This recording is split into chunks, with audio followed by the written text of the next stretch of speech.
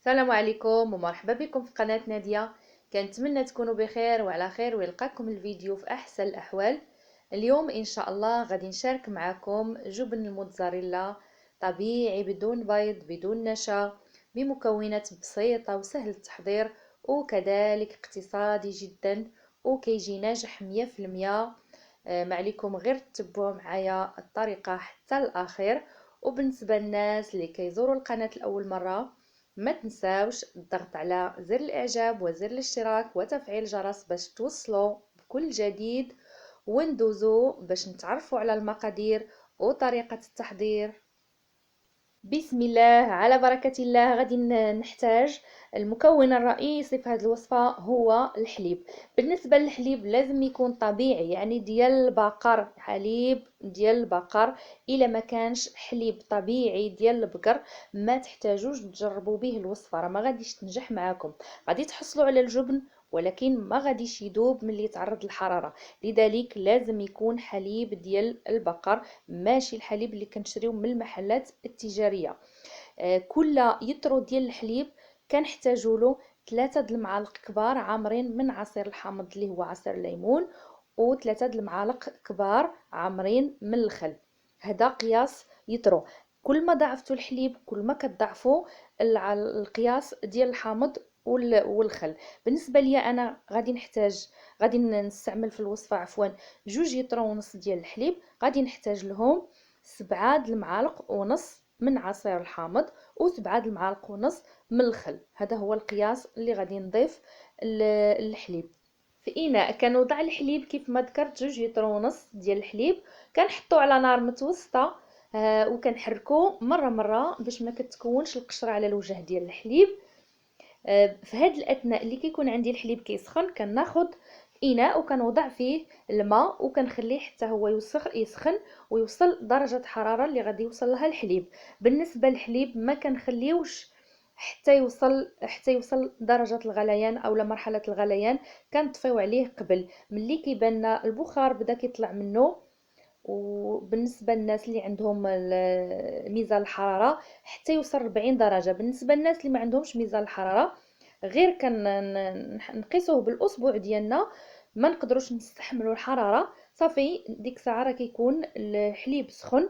كنطفيو عليه وكنضيفوا له الخل والحامض، يعني القياس اللي عندنا ديال الخل الحامض، وكنحركو غير بشويه بالعقل وبالمهل. انا راه غيبان لكم بانني كنحرك بسرعه، راه غير كنزرب الفيديو باش ما يجيش طويل.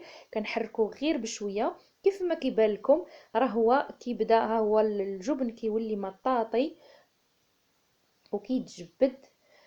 كنبدا نجمعو غير شويه بشويه هكا، كنجمعو بشي ملعقه خشبيه ولا اي ملعقه توفرات عندكم.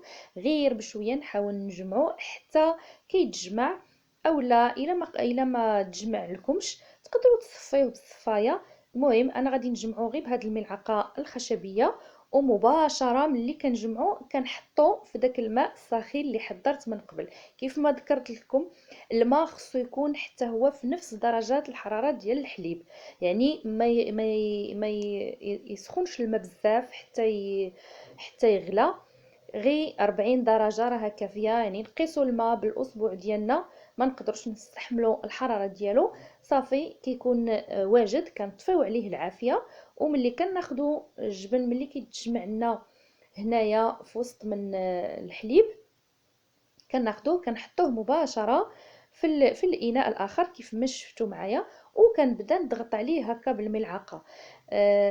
كيتغسل من الحليب كيتغسل من الخل والحامض اللي ضفنا له، وفي نفس الوقت راه كيتجمع باش يرجع ليا على شكل كتله وحده. كنخدمو مزيان حتى كيرجع مطاطي وكيتجمع مزيان. وفي نفس الوقت كيتغسل من الحليب، كل ما ضغطنا عليه كل ما كيتغسل مزيان. كيف ما كيبان لكم الماء رجع ابيض بحال الحليب لان الجبن كيطلق الحليب اللي فيه. كنحيدو من الماء وكنخدمو مزيان باليد باش كنعصرو مزيان من السوائل وكيرجع كذلك الملمس ديالو رطب.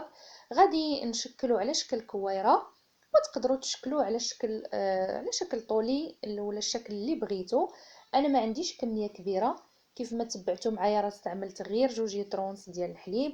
لا بغيتو كميه كبيره من الجبن كيخصكم تستعملوا على الاقل 5 من الحليب.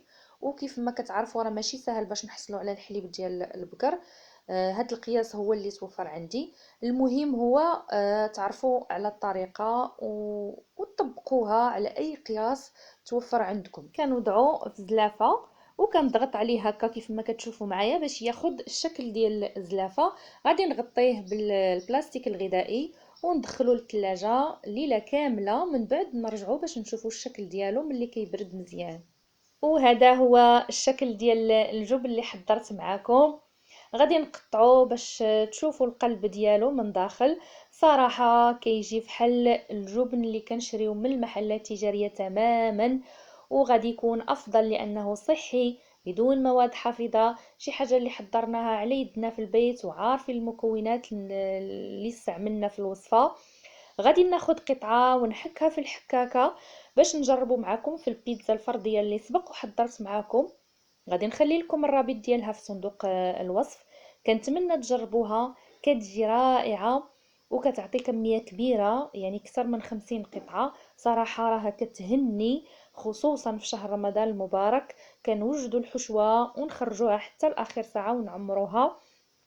انا غادي نجرب فيها هاد الجبن وكانت عندي حتى انا في الثلاجه.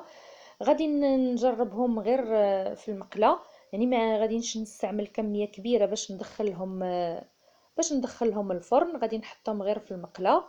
كيف ما كتشوفوا رانا عمرتها وغادي نضيف لها الان كنضيف لها الجبن في الاخير ورشه ديال الزعتر من طبيعه الحال.